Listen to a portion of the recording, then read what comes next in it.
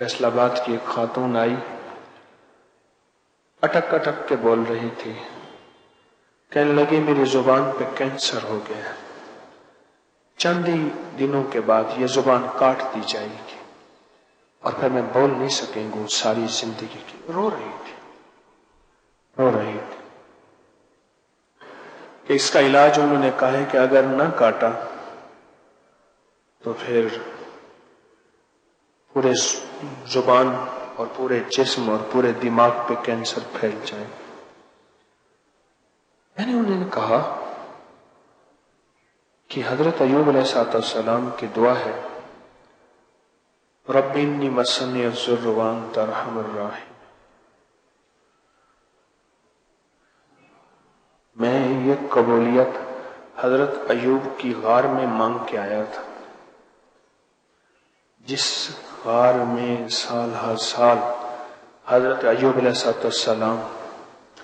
جس غار میں بیمار رہے، اور پھر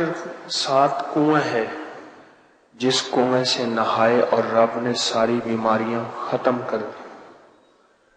میں اس کنویں سے نہایا اور وہاں کنویں کا پانی کھینچتے ہوئے اور غار میں نے اس دعا کو بہت پڑھا اور اللہ سے عرض کر کے آیا کہ اللہ اپنے حبیب کملی والے کے وسیلے سے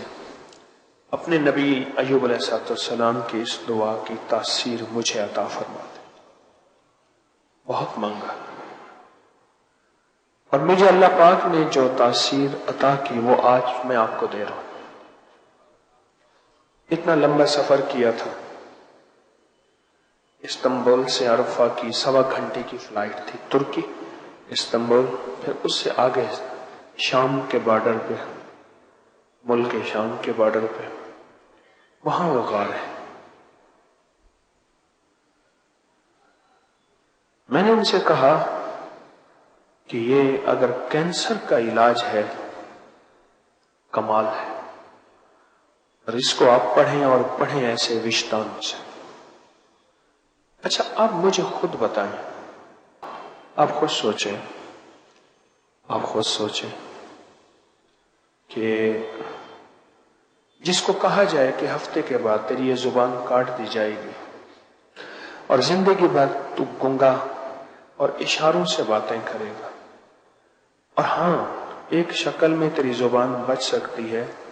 اگر یہ ایوب علیہ السلام کی دعا کو پاگل ہو کے پڑھ،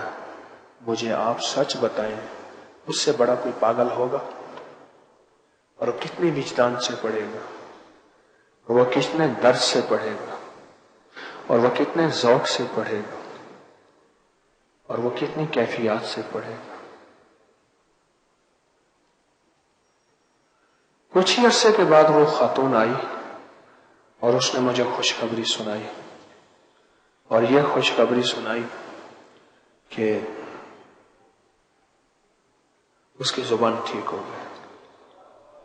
اور پہلے وہ بول رہی تھی لکنت میں کیونکہ زبان پہ زخم تھے، اب وہ بالکل صحیح بول رہی تھی جیسے بولتے ہیں۔